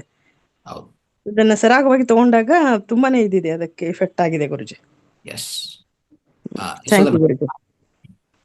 ನಮಸ್ತೆ ಗುರುಜಿ. ವಿಜಯಲಕ್ಷ್ಮಿ ಮೇಡಮ್ ಹೇಳ್ದಂಗೆ ಗುರುಜಿ, ಶಿವಂಬು ಅದನ್ನ ತಗೊಂಡಾಗ ಅಂತೂ ತುಂಬಾ ಚೆನ್ನಾಗಾಗುತ್ತೆ ಗುರುಜಿ. ಅದ್ರ ಜೊತೆನು ಕೂಡ ಇದು ಗೋರಿಕಾಯಿ ಬರುತ್ತಲ್ಲ ಗುರುಜಿ, ಜವಳಿಕಾಯಿ ಅಂತೀವಲ್ಲ, ಜವಳಿಕಾಯಿ ಮತ್ತೆ ನುಗ್ಗೆ ಸೊಪ್ಪು ಆದಷ್ಟು ವಾರದಲ್ಲಿ 1 ಸರಿನಾ 2 ಸರಿನಾ ನುಗ್ಗೆ ಸೊಪ್ಪು ಬೇಕೇ ಬೇಕು ಗುರುಜಿ. ಅದನ್ನ ತಗೊಂಡ್ರು ಕೂಡ ತುಂಬಾ ಚೆನ್ನಾಗಿ ಹೊಟ್ಟೆ ಕ್ಲೀನ್ ಆಗುತ್ತೆ. ಆ ನಿಂಬೆಹಣ್ಣು ಎಷ್ಟು ಕ್ಲೀನ್ ಮಾಡುತ್ತೋ ನುಗ್ಗೆ ಸೊಪ್ಪು ಅದಕ್ಕಿಂತ ಡಬ್ಬಲ್ ಬೆನಿಫಿಟ್ ಸಿಗುತ್ತೆ ಗುರುಜಿ ಅದ್ರಲ್ಲಿ. ಗೋರಿಕಾಯಿನೂ ಕೂಡ, ಗೋರಿಕಾಯಿ, ಬೆಂಡೆಕಾಯಿ ಇದೇನಿದೆ ಹಸಿರು ತರಕಾರಿ ತಿಂದಾಗಂತೂ ತುಂಬಾ ಚೆನ್ನಾಗುತ್ತೆ. ಡೈಜೆಷನ್ ತುಂಬಾ 2 ಸರಿ ಆಗುತ್ತೆ ಗುರುಜಿ, 1 ಸರಿ ಅಲ್ಲ 2-3 ಸಲ ಆಗ್ತಾ ಇರುತ್ತೆ. ಒಟ್ಟು ಹೊಟ್ಟೆ ಕ್ಲೀನ್ ಮಾಡುತ್ತೆ ಗುರುಜಿ. Right, very good. Nagaratna madam, ಕೊನೆ ಅನಿಸಿಕೆ. ಎಸ್ ಹೇಳಿ. ನಮಸ್ತೆ ಗುರುಜಿ. ನೀವು ಹೇಳಿದಾಗಿಂದ ಮಧ್ಯ ಮಾಡ್ತಾನೆ ಇರ್ತೀನಿ ಸ್ವಯಂಭೂ ಶಿವಂಭೂ ಚಿಕಿತ್ಸೆ. ಅದರಿಂದ ನಾನು ತುಂಬಾ ಆರೋಗ್ಯವಾಗಿದ್ದೀನಿ. ನಾನು 6-7 ತಿಂಗಳ ಮೇಲಾಯ್ತು 18 ಕಿಲೋಮೀಟರ್ ತಿರುವಣ್ಣಾಮಲೈ ತಿರ್ಕೊಂಡ್ ಬಂದ್ರು ಕೂಡ ಅಷ್ಟು ಪಾದದಲ್ಲಿ ನಡ್ಕೊಂಡ್ ಬಂದಿದ್ದೀನಿ. ಬರಿಗಾಲಲ್ಲಿ 1 ಮಾತ್ರೆ ತಗೊಂಡಿರ್ಲಿಲ್ಲ. ನನ್ನ ಮಗಳ ಹಿಂಸೆಗೆ ಅರ್ಧ ಮಾತ್ರ ತಗೊಂಡೆ. ಯಾಕೆಂದ್ರೆ ನೀವು ಹೇಳಿದ್ರಲ್ಲ, ಆ ತರ ಚಾರಣ ಮಾಡಿದಾಗ ಕೂಡ ನನಗೆ ಎನರ್ಜಿ ಅಷ್ಟೇ ಇರುತ್ತೆ, ಸ್ವಲ್ಪ ಕಾಲು ಕೈ ನೋವು ಮಾತ್ರ ಬರುತ್ತೆ, ಅಷ್ಟು ಬಿಟ್ರೆ ಇದುವರೆಗೂ ನಾನು 1 ಮಾತ್ರೆ ತಗೊಂಡ. ಇದಕ್ಕೆಲ್ಲ ಕಾರಣ ನಂಗೆ ಶಿವಂಭೂ ಚಿಕಿತ್ಸೆ ಅಂತ ಅನ್ಕೋತಾ ಇದ್ದೀನಿ. ಜೊತೆಗೆ ನಾನು ಯಾವಾಗ್ಲೂ ಗ್ರೀನ್ ಜ್ಯೂಸ್ಗಳು ಮತ್ತೆ ತರಕಾರಿಗಳು, ನನ್ಗೆ ಘನಾಹಾರಕ್ಕಿಂತ ಹೆಚ್ಚಿಗೆ ತೆಳು ಆಹಾರಗಳು ತಗೋತಾ ಇರ್ತೀನಿ. ತರಕಾರಿ, ಹಣ್ಣುಗಳು ತುಂಬಾ ಯೂಸ್ ಮಾಡ್ತೀನಿ. ತುಂಬಾ ಹಣ್ಣುಗಳು ಯೂಸ್ ಮಾಡೋದ್ರಿಂದ ನನಗೆ ಮೋಷನ್ ಚೆನ್ನಾಗಿ ಆಗ್ತಾ ಇರ್ತದೆ. ಒಂದ್ ದಿನಕ್ಕೆ ಅವಾಗ 4 ಗಂಟೆ ಮೇಲೆ ಹೊಟ್ಟೆಲಿ ಅದು ಇರ್ಲೇಬಾರ್ದು ತಗೊಂಡ ಆಹಾರ. 4 ಗಂಟೆ ಆದ್ಮೇಲೆ ಅದು ಖಾಲಿ ಮಾಡ್ಬೇಕು ಅಂತೆಲ್ಲ ಗೊತ್ತಿತ್ತು. ಹಂಗಾಗಿ ತುಂಬಾ ನೀರ್ ಕುಡಿತಾ ಇದ್ರೆ ಅದು ಆಗ್ತಾನೆ ಇರುತ್ತೆ. ರಿಸಸ್ ತರ ಇಲ್ಲಾದ್ರೂ ಸ್ವಲ್ಪ ತುಂಬಾನೇ ನನಗೆ ಹೊಟ್ಟೆ ಕ್ಲಿಯರ್ ಅನ್ಸುತ್ತೆ, ಕ್ಲಿಯರ್ ಆಗಿರುತ್ತೆ. ಒಂದ್ 4 ಸರಿ ಅಂತೂ ನಾನು ಡೈಲಿ ಹೋಗಿರ್ತೀನಿ ಬೆಳೆಯುವಾಗ. ಆಮೇಲೆ ಒಂದು ಜಲಬೇದಿ ಸೊಪ್ಪು ಅಂತ ಒಂದು ಇದೆ ಗುರುಗಳೇ. ಅದ್ರ ಸೊಪ್ಪನ್ನ ಒಂದು ಎಲೆ ತಿಂದ್ರು ಸಾಕು, ಅದು ಕ್ಲೀನ್ ಆಗಿ ಎಲ್ಲಾನು ಪಾತ್ರೆ ಚಗಡಿ ಹಾಕೊಂಡು ತೊಳಿತೀವಲ್ಲ ಆ ತರ ತೊಳೆದು ಕ್ಲೀನ್ ಮಾಡ್ಬಿಡುತ್ತೆ ಗುರುಗಳೇ. ಅದನ್ನ ನಾನು ಯಾರೋ ಮಕ್ಕಳುಗಳಿಗೆಲ್ಲ ತುಂಬಾ ಕಾಂಟ್ರಿಬ್ಯೂಷನ್ ಇರೋರಿಗೆ ಹೇಳಿರ್ತೀನಿ. ನಾನು ನಮ್ಮ ತಂಗಿ ನಾಗಲಲಿತಾ ಅವರ ಮೊಮ್ಮಕ್ಕಳು ಹೇಳಿದೆ, ಅವ್ರು ಮಾಡಿ ಅನುಭವ ತಗೊಂಡಿದ್ದಾರೆ. ಇದು ಒಂಥರ ಜಲಬೇದಿ ಸೊಪ್ಪು ಅಂತ ನಾಳೆ ಅದನ್ನ ತಗೊಂಡ್ಬಂದು ತೋರಿಸ್ತೀನಿ ಗುರುಗಳೇ. ರೈಟ್. ತುಂಬಾ ಚೆನ್ನಾಗಿದೆ. ನಾನು ಅದರಿಂದಾನೇ ಹೇಳ್ತಾ ಇದ್ದೀನಿ. ಯಾವ್ದಕ್ಕೂ ಮಧ್ಯಪ್ರದೇಶ ಚೆನ್ನಾಗಿರ್ಬೇಕು ಅಂತ ಹಾಗೆ ದೇಹದಲ್ಲಿ ಮಧ್ಯಪ್ರದೇಶ ಅದು ಚೆನ್ನಾಗಿದ್ರೆ ನಮ್ಮ ಬ್ರೈನ್ ಎಲ್ಲ ಚೆನ್ನಾಗಿ ವರ್ಕ್ ಮಾಡುತ್ತೆ ಅನ್ನೋದು ನನಗೆ ಅರ್ಥ ಆಗಿದೆ. ಅದು ಬೇರೆ ಬೇರೆ ಯೋಚನೆಗಳಿದ್ರೆ ಬೇರೆ ಆಗುತ್ತೆ. ಇದು ಹೊಟ್ಟೆ ಬಗ್ಗೆ ನೀವು ಹೇಳ್ದಂಗೆ ನಮ್ಮ ಅವಯವಗಳ ಅಂಗಾಂಗಗಳಿಗೆಲ್ಲ ಚೆನ್ನಾಗಿರ್ಬೇಕು ಅಂದ್ರೆ ಅದು ಮೊದಲು ಕ್ಲಿಯರ್ ಆಗಿರ್ಬೇಕು. ಅದು ಕ್ಲೀನ್ ಆಗುತ್ತೆ. ಎದ್ದ ಅಂದ್ರೆ ನಿದ್ದೆ, ಬಿದ್ದ ನಿದ್ದೆ, ಎದ್ದ ಲದ್ದಿ ಅಂತ ಒಂದು ಏನು ಗಾದಿ ಇದೆ. ಎದ್ರೆ ಲದ್ದಿ, ಬಿದ್ರೆ ನಿದ್ದೆ, ಎರಡು ಕ್ಲೀನ್ ಆಗಾದ್ರೆ ಮನುಷ್ಯ ಆರೋಗ್ಯವಾಗಿರ್ತಾನೆ ಅನ್ನೋದು ಒಂದು ಗಾದಿ ಇದೆ. ಹಾಗೆ ನಾನು ಮಲ್ಕೊಂಡ ತಕ್ಷಣ ನಿದ್ದೆನ್ಗೂ ಬರಲಿಲ್ಲ ಅಂದ್ರೆ ಎದ್ದ ತಕ್ಷಣ ಅಲ್ಲಿಗೆ ಹೋಗೋದು ಗುರುಗಳೇ. ದೇವ್ರ ಏನ್ ಕೈ ಮುಗಿತೀನೋ ಕಣ್ಣು ನೋಡ್ತೀನೋ ಅದು ಆತರ ಆರೋಗ್ಯ ದೇವ್ರು ಕೊಟ್ಟಿದ್ದಾನೆ. ಯಾವುದೇ ಶುಗರು BP ಕೂಡ ಯಾವ್ದು ಮಾತ್ರೆಗಳು ತಗೋತಾ ಇಲ್ಲ. ಮತ್ತೆ ಅದೇ ಬೆಳಗ್ಗೆ ಅವರು ಲಕ್ಷ್ಮೀ ಮೇಡಮ್ ಹೇಳಿದ್ರು, ಆ ಕಥೆ ಹೇಳ್ಬೇಕು ಅನ್ಸುತ್ತೆ. ನನ್ನ ತಮ್ಮನ ಹೆಂಡತಿ ಒಂದ್ ರೀತಿ ಸುಕೃತ ಮಾಡಿದ್ರೇನೋ ನಮ್ ತಂದೆ ತಾಯಿಗಳು ಕೂಡ ಅದೇ ತರ ಸುಕೃತ ಮಾಡಿದ್ರು ಅಂತ ಅನ್ನೋದಕ್ಕೆ ನಾವು ಹಂಚ್ಕೋಬೇಕು ಅನ್ಕೊಂಡೆ. ಇವತ್ತು ನಾವು ತುಂಬಾ ಚೆನ್ನಾಗಿ ನೋಡ್ಕೊಂಡ್ರು ನಮ್ ತಮ್ಮ. Thank you. ಯಶೋಧ ಮೇಡಮ್ ಹೇಳಿ. ಗುರುಜಿ ಇನ್ನೊಂದ್ ಬರುತ್ತೆ ಗುರುಜಿ, ನಲನೆಲ್ಲಿ ಅಂತ ಬರುತ್ತೆ. ಅದ್ ಸಣ್ಣ ಸಣ್ಣ ಕುಸುರು ತರ ಇರುತ್ತೆ, ಕೆಳಗಡೆ ಎಲೆ ಕೆಳಗಡೆ ಇರುತ್ತೆ. ಅದನ್ನ ಅದ್ರ ರಸನ ಕೆಚ್ಬಿಟ್ಟು ಸೋಸಿ ಮಜ್ಜಿಗೆಗೆ ಹಾಕೊಂಡ್ ಕುಡಿದ್ರಂತೂ ರಾಮಬಾಣ ಗುರುಜಿ. ಅದು ತುಂಬಾ ಚೆನ್ನಾಗುತ್ತೆ. ಅದ್ ನೀವ್ ಹೇಳಿದ್ರಲ್ಲ ಮೂತ್ರ ತರನೇ ಹೋಗುತ್ತೆ ಗುರುಜಿ ಅದನ್ನ ಕುಡಿದಾಗ. Yes, very good. Okay okay ಸ್ನೇಹಿತರೆ, ಈಗ ಮುಂದುವರ್ಸೋಣ. ಸೊ ಅದ್ಭುತವಾದ ಮಾಹಿತಿ ಕೊಟ್ಟಿದ್ರು ವಿವಿಧ ವಿಧ ಮಾಸ್ಟರ್ಸು, ಅವರ ಅನುಭವಗಳು, ಈ ಮಲ ವಿಸರ್ಜನೆ ಅವ್ರಿಗೆಲ್ಲ ಯಾವ ರೀತಿಯಲ್ಲಿ ಆಗ್ತಾ ಇದೆ, ಅದಕ್ಕೂ ಏನು ಪರಿಹಾರಗಳು ಅವರು ಕಂಡುಕೊಂಡಿದ್ದಾರೆ, ಏನು ಪರಿಹಾರಗಳು ಅವರು ಪಾಲನೆ ಮಾಡ್ತಾ ಇದೆ ಅಂತ ನಮಗೂ ತುಂಬ ಅದ್ಭುತವಾದ ತಿಳಿಸಿದ್ದಾರೆ. ಈಗ ಕಾರ್ಯಕ್ರಮವನ್ನು ಇದರಲ್ಲಿ ಮುಂದುವರಿದ ವಿಷಯವನ್ನು, ಮಾಹಿತಿಯನ್ನು, ಜ್ಞಾನವನ್ನು ತಿಳ್ಕೊತಾ ಹೋಗೋಣ. ನೋಡಿ, ಕಾನ್ಸ್ಟಿಪೇಷನ್ ಅಂದ್ರೆ ಮಲಬದ್ಧತೆ ಅಂದ್ರೆ ಇದು ಒಂದು ದೇಹದಲ್ಲಿ ಕಾಣಿಸುವಂತ ಒಂದು ಲಕ್ಷಣ. ಇದು ವ್ಯಾಧಿ ಅಲ್ಲ, ದಯವಿಟ್ಟು ಅರ್ಥ ಮಾಡ್ಕೊಳ್ಳಿ. ಇದು ವ್ಯಾಧಿ ಅಲ್ಲ, ಒಂದು ಲಕ್ಷಣ, ದೇಹದ ಲಕ್ಷಣ. ಈಗ ನಿದ್ದೆ ಬರ್ತಾ ಇಲ್ಲ, ಹಸು ಆಗ್ತಾ ಇಲ್ಲ, ಬಾಯಾರಿಕೆ ಆಗ್ತಾ ಇಲ್ಲ, ಇವೆಲ್ಲನೂ ದೇಹ ಲಕ್ಷಣಗಳು. ದೇಹ ಒಂದು ಲಕ್ಷಣ ತೋರಿಸ್ತಾ ಇದೆ. ಏನಂತಂದ್ರೆ ನಿಮ್ಮಲ್ಲಿ ಮಲವಿಸರ್ಜನೆ ಸರಿಯಾಗಿ ಆಗ್ತಾ ಇಲ್ಲ, ಮೂತ್ರವಿಸರ್ಜನೆ ಸರಿಯಾಗಿ ಆಗ್ತಾ ಇಲ್ಲ, ಬಾಯಾರಿಕೆ ಆಗ್ತಾ ಇಲ್ಲ ಅಂದ್ರೆ ನಿಮ್ಮಲ್ಲಿ ದೇಹ ಡ್ರೈ ಆಗಿದೆ. ಅಂದ್ರೆ ಬಾಯಾರಿಕೆ ಆಗ್ತಾ ಇದೆ ಅಂದ್ರೆ ದೇಹ ಡ್ರೈ ಆಗಿದೆ ಅಲ್ವಾ. ಹಸು ಆಗ್ತಾ ಇಲ್ಲ ಅಂದ್ರೆ ನಿಮ್ಮ ಹೊಟ್ಟೆದಲ್ಲಿ ಇನ್ನೂ ಅಜೀರ್ಣ ಆಗಿದೆ, ಅಂದ್ರೆ ಇನ್ನೂ ಜೀರ್ಣ ಆಗ್ಬೇಕಾಗಿಂತ ಆಹಾರ ಇದೆ. ಸೊ ಸ್ವಲ್ಪ ತಡ ಮಾಡಬೇಕಾಗತ್ತೆ. ಇವೆಲ್ಲ ಸೂಚನೆಗಳು, ಲಕ್ಷಣಗಳು. ಅದೇ ರೀತಿಯಲ್ಲಿ constipation is A symptom of the body, it is not A disease. ಅದನ್ನ ಅರ್ಥ ಮಾಡ್ಕೊಳ್ಳಿ. ಸೊ ಆ ರೀತಿಯಲ್ಲಿ ಅಂದ್ರೆ ಇಲ್ಲಿ ಯಾಕೆ ಇದು ಬರ್ತದೆ ಅಂದ್ರೆ ನಮ್ಮ ಬೌಲ್ಸ್ ಮೂಮೆಂಟ್, ಅಂದ್ರೆ ದೊಡ್ಡ ಕರ್ಲ್ ಇದೆಯಲ್ಲ, ದೊಡ್ಡ ಕರ್ಲ್ ಅಂತ ಕೋಲನ್ ಪಾಂತರದು, ಅಲ್ಲಿ ಸರಿಯಾದ ರೀತಿಯಲ್ಲಿ ಬೌಲ್ಸ್ ಮೂಮೆಂಟ್ ಇಲ್ಲ. ಒಂದು ರೀತಿಯಲ್ಲಿ ಇದೆ, ಆದ್ರೆ ತುಂಬಾ ಹಾರ್ಡ್ ಆಗಿದೆ. ನೋಡಿ, ಮಲ ಅನ್ನೋದು ತುಂಬಾ ಒಂದ್ಸರಿ ಹಾರ್ಡ್ ಆಗಿ ಹೋಗ್ತದೆ. ನೋಡಿ, ಅಂದ್ರೆ ಅರ್ಥ ಏನು, ಅಲ್ಲಿ ಆ ಮಲದಲ್ಲಿ ವಿಸರ್ಜನಾ ಮಾಡುವಂತ ಮಲದಲ್ಲಿ ನೀರು ಅಂಶ ಸರಿಯಾಗಿಲ್ಲ ಅಂತ ಅರ್ಥ. ಅಂದ್ರೆ ನೀವೇನು ಅರ್ಥ ಮಾಡ್ಕೋಬೇಕು, ನೀವು ದೇಹಕ್ಕೆ ನೀರು ಸರಿಯಾಗಿ ಕೊಟ್ಟಿಲ್ಲ. ಎಷ್ಟು ಕೊಡ್ಬೇಕು ನೀರು? 3 ರಿಂದ 4 ಲೀಟರ್ ಅಲ್ವಾ. 4 ರಿಂದ 5 ಲೀಟರ್ ಕೊಡ್ತಾ ಇರ್ತಾರೆ, ಏನ್ ತೊಂದರೆ ಇಲ್ಲ. 3 ರಿಂದ 4 ಲೀಟರ್ ಅಂತೂ ಕನಿಷ್ಠ ಪಕ್ಷದಲ್ಲಿ ಕೊಟ್ರೆ ನಿಮ್ಮ ಮಲ ವಿಸರ್ಜನೆ ತುಂಬಾ ಚೆನ್ನಾಗಿ ಆಗ್ತದೆ, ತಾನಂತಾದೆ ಆಟೋಮೆಟಿಕ್. ಅಂದ್ರೆ ನಾವು ಹೊಟ್ಟೆದಲ್ಲಿ ಜೀರ್ಣ ಆದ್ಮೇಲೆ ಸಣ್ಣ ಕರ್ಲಿಗೆ ಹೋಗಿ ಅಲ್ಲಿ ಪೂರ್ತಿ ಸಂಪೂರ್ಣ ಜೀರ್ಣ ಆಗಿ ಅಲ್ಲಿಂದ ಪೋಷಕಾಂಶಗಳು ರಕ್ತದಲ್ಲಿ ಈಡ್ಸ್ಕೊಂಡಿದ ಮೇಲೆ ನೆಕ್ಸ್ಟ್ ವ್ಯರ್ಥವನ್ನು ಕೊಲನ್ ಪ್ರಾಂತಕ್ಕೆ, ಅಂದ್ರೆ ದೊಡ್ಡ ಕರ್ಲು ಮುಖಾಂತರ ಆಚೆ ಕಡೆ ಕಲಿಸುವಂಥದ್ದು, ಅಂದ್ರೆ ಆನಸ್ ಮುಖಾಂತರ ಗುದದ್ವಾರದಿಂದ ಆಚೆ ಕಡೆ ಹೋಗ್ಬೇಕದು. ಆದ್ರೆ ಅದಕ್ಕೂ ನೀಟಾಗಿ ದೊಡ್ಡ ಕರ್ಲಿಂದ ನೀಟಾಗಿ ಅಲ್ಲಿಂದ ಹೋಗ್ತಾ ಇರಬೇಕು, ಪ್ರಯಾಣ ಆಗ್ಬೇಕು ಮಲ ಅಂತಂದ್ರೆ ಅದಕ್ಕೂ ನೀರಾಂಶ ಬೇಕು. ಇಲ್ಲ ಅಂದ್ರೆ ಗಟ್ಟಿಯಾಗಿ ಅಲ್ಲೇ ಹಿಡ್ಕೊತದೆ ಅಲ್ವಾ. ಆ ನೀರಾಂಶ ನಾವು ಕಡಿಮೆ ಮಾಡಿದ್ರೆ ದೇಹದಲ್ಲಿ ಮಲ ವಿಸರ್ಜನೆ ತೊಂದರೆ ಆಗ್ತದೆ, ಮಲಬದ್ಧತೆ ಬರ್ತದೆ. ಅದು ನಿಧಾನವಾಗಿ ಮಲಬದ್ಧತೆ ಹೆಚ್ಚಾಗಿ ಏನಾಗುತ್ತೆ, ಫೈಲ್ಸ್ ಆಗತ್ತೆ. ಫೈಲ್ಸ್ ಅಂತ ವ್ಯಾಧಿ, ಮೂಲ ವ್ಯಾಧಿ ಬರುತ್ತೆ ಅಲ್ವಾ. ಇದೆಲ್ಲ ನಾವು ಅನುಭವಿಸ್ತಾ ಇರ್ತೀವಿ ಸ್ನೇಹಿತರೆ. ಅದಕ್ಕೆ ಬೌಲ್ಸ್ ಮೂಮೆಂಟು ಚೆನ್ನಾಗಿ ಇಟ್ಕೊಳ್ಳಿ ಅಂತ ಹೇಳೋದು.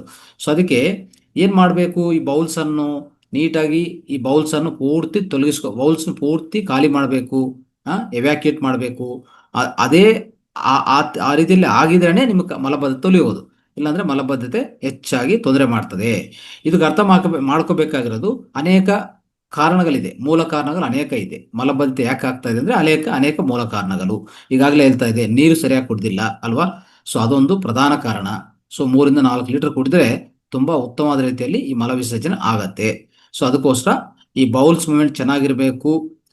ಅಂದ್ರೆ ಡೇ ಟೈಮ್ ಅಲ್ಲಿ ನಾವು ಖಂಡಿತ ಇದ್ರ ಬಗ್ಗೆ ಸ್ವಲ್ಪ ಕಾಳಜಿ ಅಂದ್ರೆ ಸ್ವಲ್ಪ ಕೇರ್ ತಗೋಬೇಕಾಗತ್ತೆ. ಇದು ಮೊದಲನೇದು ನೋಡೋಣ. ಈ ಫೈಬರ್ ಡೈಟ್ ನೋಡಿ, ಅನೇಕ ಕಾರಣಗಳಲ್ಲಿ ಇನ್ನೊಂದು ಕಾರಣ ಏನಂತಂದ್ರೆ ಫೈಬರ್ ಡೈಟ್. ನಾವು ತಿನ್ನುವಂಥ ಆಹಾರದಲ್ಲಿ ಈಗಾಗಲೇ ಮೇಡಮ್ ಅವರು ಹೇಳ್ತಾ ಇದ್ರು, ಯಶೋಧ ಮೇಡಮ್.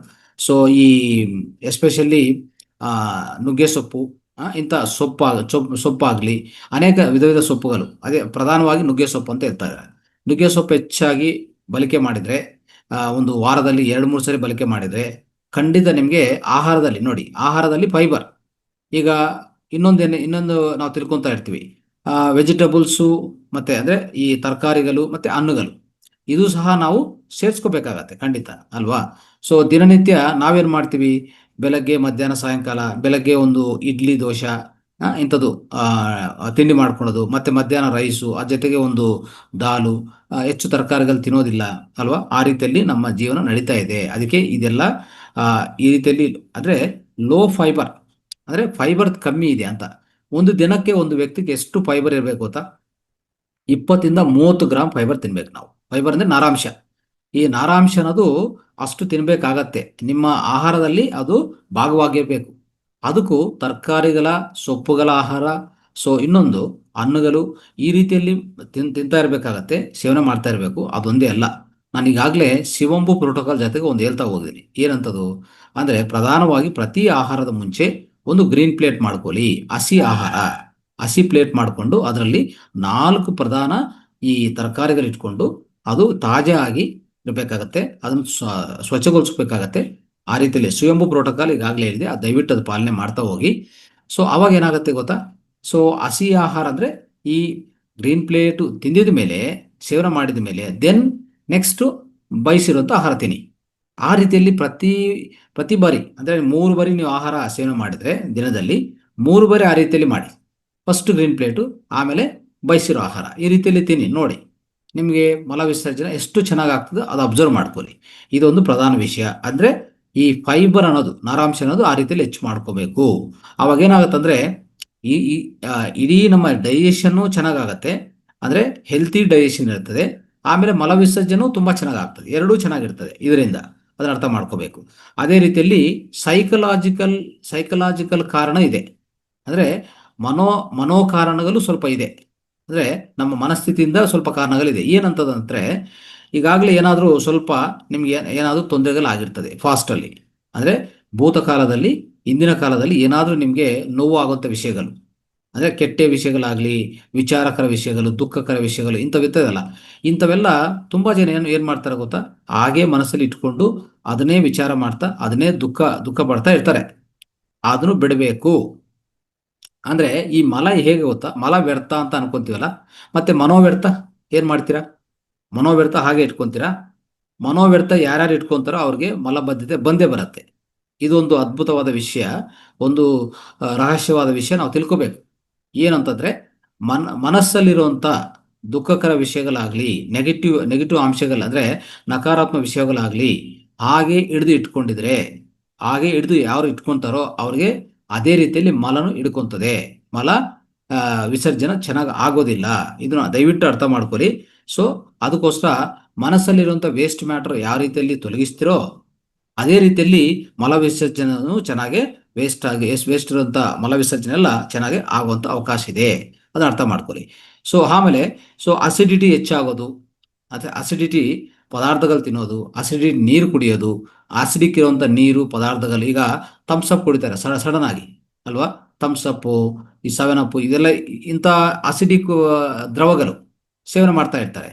ಕಾಫಿ, ಟೀ ಇಂಥವೆಲ್ಲ ಕುಡಿಯುವಾಗ ಏನಾಗುತ್ತೆ ಅಂದರೆ ಖಂಡಿತ ಅಸಿಡಿಕ್ ಆಗಿ ಅಲ್ಲಿ ನಮ್ಮ ಜೀರ್ಣಾಶಯದಲ್ಲಿ ಅಸಿಡಿಕ್ ಹೆಚ್ಚಾಗಿದ್ರೆ ನೀವು ಅವಾಗೇನ ಖಂಡಿತ ನಿಮಗೆ ಅಜೀರ್ಣ ಆಗೋದು, ಆಸಿಡಿಕ್ ಹೆಚ್ಚಾಗೋದು, ದೇಹ ಎಲ್ಲ ಒಂಥರ ಉರಿ ಬರೋದು, ಹೊಟ್ಟೆಲ್ಲ ಉರಿ ಬರೋದು, ಈ ರೀತಿ ಇರುವಾಗ ನಿಮಗೆ ಜೀರ್ಣ ಚೆನ್ನಾಗಿ ಆಗಲ್ಲ. ಅವಾಗ ಖಂಡಿತ ನಿಮಗೆ ಏನಾಗುತ್ತೆ, ಮಲಬದ್ಧತೆ ಅನ್ನೋದು ಅಂದರೆ ಮಲ ಸರಿಯಾಗಿ ಆಚೆ ಕಡೆ ಹೋಗೋದಿಲ್ಲ. ಅವಾಗ ತುಂಬ ತೊಂದರೆಗಳು. ಅದೇ ರೀತಿಯಲ್ಲಿ ನೋಡಿ, ಅನ್ಡೈಜೆಸ್ಟೆಡ್ ಫುಡ್ ಅಂದರೆ ಸೊ ಒಂಥರ ಆಹಾರಗಳು ಸಹ ನಾವು ಏನೇನೋ ತಿಂತಾ ಇರ್ತೀವಿ. ಈಗ ಉದಾಹರಣೆಗೆ ಬ್ರೆಡ್ ಪದಾರ್ಥಗಳು ಹೆಚ್ಚು ತಿನ್ನೋದು, ಅವೆಲ್ಲ ಗ್ಲೂಟಿನ್ ಅಂತ ಹೆಚ್ಚಾಗಿರುತ್ತೆ. ಅಂತ ಬ್ರೆಡ್ ಪದಾರ್ಥ ಮೈದಾ ಪದಾರ್ಥಗಳು ಇವೆಲ್ಲ ತಿನ್ನುವಾಗ ಏನಾಗುತ್ತೆ ಇಲ್ಲಿ, ಅದು ಒಂಥರ ತುಂಬ ಹೇಳ್ತಾರಲ್ಲ, ಅಂದರೆ ಒಂದು ರೀತಿಯಲ್ಲಿ ಗುಣ, ಅದರಲ್ಲಿ ಸಾಗೋ ಗುಣ ಅಂದರೆ ಒಂಥರ ಎಳಿತಾ ಇರ್ತದೆ ಅಂಥ ಪದಾರ್ಥಗಳೆಲ್ಲ. ಅದರಲ್ಲಿ ಒಂದು ರೀತಿಯಲ್ಲಿ ಜೀರ್ಣ ಆಗುವಂಥ ವಿಷಯಗಳಿಗಿಂತ ಅಜೀರ್ಣ ಆಗುವಂಥ ವಿಷಯಗಳು ಹೆಚ್ಚಾಗಿದೆ. ಈ ಮೈದಾ ಆಗಲಿ, ಈ ಗೋಧಿ ಪದಾರ್ಥಗಳು, ಬ್ರೆಡ್ ಪದಾರ್ಥ ಇದೆಲ್ಲ ನೋಡಿ, ಅದು ಒಂಥರ ಅಂಟ್ಕೊಂಡು ಬಿಡ್ತದೆ ಒಳಗಡೆ. ಯಾವುದಕ್ಕೆ ಕರ್ಲಿಗೆ, ಈ ಸಣ್ಣ ಕರ್ಲು ಒಳಗಡೆ ಈ ಗೋಡೆಗಳಿಗೆ, ಅಂತರ ಗೋಡೆಗಳಿಗೆ ಅಂಟ್ಕೊಂಡು ಬಿಡ್ತದೆ ಅದೆಲ್ಲ, ಗ್ಲೂಟಿನ್ ಅಂತ ಒಂದು ಸಬ್ಸ್ಟೆನ್ಸ್ ಇಂದ. ಅರ್ಥ ಆಯ್ತಾ? ಅದೊಂಥರ ಇದು ಯಾವುದು ಗಮ್ ಅಂತ ಹೇಳ್ತಿರಲ್ಲ, ಆ ಗಮ್ ಥರ ಅಂತ್ಕೊಂಡು ಬಿಡ್ತದೆ. ಇದು ಏನಾಗತ್ತೆ, ನಮಗೆ ತುಂಬ ತೊಂದರೆಗಳು ಕೊಡುತ್ತೆ. ಅಂದರೆ ನೀವು ಜೀರ್ಣ ಮಾಡ್ಕೊಂಡಿದ ಮೇಲೇನು ನಿಮ್ಮ ಪೋಷಕಾಂಶಗಳು ಬ್ಲಡ್ಡಲ್ಲಿ ಹೋಗಲ್ಲ, ಅವು ವ್ಯರ್ಥವಾಗಿ ಆಚೆ ಕಡೆ ಹೋಗ್ತಾರೆ. ತುಂಬ ಜನ ನೋಡಿ, ಸೊ ನಾವು ನೋಡ್ತಾ ಇರ್ತೀವಿ, ಎಷ್ಟೋ ತಿಂತಾರೆ, ಎಷ್ಟು ತಿಂದ್ರೂ ಅವ್ರಿಗೆ ಸ್ನಾಯುಗಳು ಮತ್ತು ಈ ಮೂಳೆಗಳು ಸ್ಟ್ರಾಂಗ್ ಆಗಿರಲ್ಲ. ಯಾವಾಗಲೂ ಅವ್ರಿಗೇನು ಕಾಣಿಸ್ತದೆ ಗೊತ್ತಾ, ಟೆಸ್ಟ್ಗೆ ಹೋದರೆ ಇದು ಕೊರತೆ ಅದು ಕೊರತೆ ಅಂದ್ರೆ ಒಂದು ರೀತಿಯಲ್ಲಿ ನಾವು ನೋಡ್ತಾ ಇರ್ತೀವಿ, ಕ್ಯಾಲ್ಸಿಯಂ ಕೊರತೆ, ಮೆಗ್ನೀಷಿಯಂ ಕೊರತೆ, ಐರನ್ ಕೊರತೆ, ಎಲ್ಲ ಕೊರತೆನೆ, ಎಲ್ಲ ಶಾರ್ಟೇಜೇ. ಯಾಕೆಪ್ಪ ಅಂತ ಅನ್ಕೊಂಡಿದ್ರೆ, ಈ ಬಿ12 ವಿಟಮಿನ್ ಕೊರತೆ, ಡಿ ವಿಟಮಿನ್ ಕೊರತೆ, ಎ ವಿಟಮಿನ್ ಕೊರತೆ, ಸಿ ವಿಟಮಿನ್ ಎಲ್ಲದನ್ನು, ಅದು ಜೀವಸತ್ವಗಳಾಗಲಿ ಮತ್ತು ವಿಟಮಿನ್ಗಳಾಗಲಿ ಮಿನರಲ್ಸ್ ಆಗಲಿ ಎಲ್ಲ ಕೊರತೆನೆ. ಯಾಕೆ ಅಂತಂದರೆ ಅವ್ರಿಗೆ ಸರಿಯಾದ ರೀತಿಯಲ್ಲಿ ಜೀರ್ಣ ಆಗಿ ಆ ಸಣ್ಣ ಕರ್ಲು ಏನಿದೆಯೋ ಅದ್ರ ಒಳಗಡೆ ಹೋದ್ಮೇಲೆ ಅದು ಈ ರಕ್ತ ಒಳಗಡೆ ಈಡ್ಸ್ಕೋಬೇಕು. ರಕ್ತ ಒಳಗಡೆ ಈಡ್ಸ್ಕೊಂಡಿಲ್ಲ ಅಂದರೆ ಎಷ್ಟೇ ತಿಂದರೂ ಏನು ಪ್ರಯೋಜನ? ಅದಕ್ಕೋಸ್ಕರ ನಾವೇನು ಮಾಡಬೇಕು, ನಮ್ಮ ಜೀರ್ಣಾಶಯವನ್ನು ಚೆನ್ನಾಗಿ ಇಟ್ಕೋಬೇಕು, ಚೆನ್ನಾಗಿ ಜೀರ್ಣ ಆಗಬೇಕು, ಚೆನ್ನಾಗೆ ಎಲ್ಲನೂ ನಮ್ಮ ರಕ್ತ ಒಳಗಡೆ ಸಂಗ್ರಹಣ ಆಗಬೇಕು. ಅದಕ್ಕೂ ಆಸಿಡಿಟಿ ಹೆಚ್ಚಾಗಬಾರ್ದು. ಈ ಅಜೀರ್ಣವಾಗಿರುವಂಥ ಆಹಾರ ಪದಾರ್ಥಗಳಾಗಲಿ ಯಾವುದೇ ಇರಲಿ, ಅದೆಲ್ಲನೂ ಚೆನ್ನಾಗಿ ನೋಡ್ಕೋಬೇಕಾಗತ್ತೆ. ಅದು ಪ್ರಧಾನ ವಿಷಯ. ಮತ್ತು ಇನ್ನೊಂದು ವಿಷಯ ಅಂತಂದರೆ ಇಂಡೈಜೆಷನ್ ಅಂದರೆ ಅವಾಗವಾಗ ಡೈಜೆಷನ್ ಆಗೋದಿಲ್ಲ. ಅಂದರೆ ಜೀರ್ಣ ಆಗಿಲ್ಲದೆ ಆಹಾರ, ಜೀರ್ಣ ಆಗಿಲ್ಲದೆ ವ್ಯರ್ಥ ಪದಾರ್ಥಗಳು ಇರೋದೊಂದು, ಅವಾಗಲೂ ನಮ್ಗೆ ಮಲಬದ್ಧತೆ ಹೆಚ್ಚಾಗತ್ತೆ.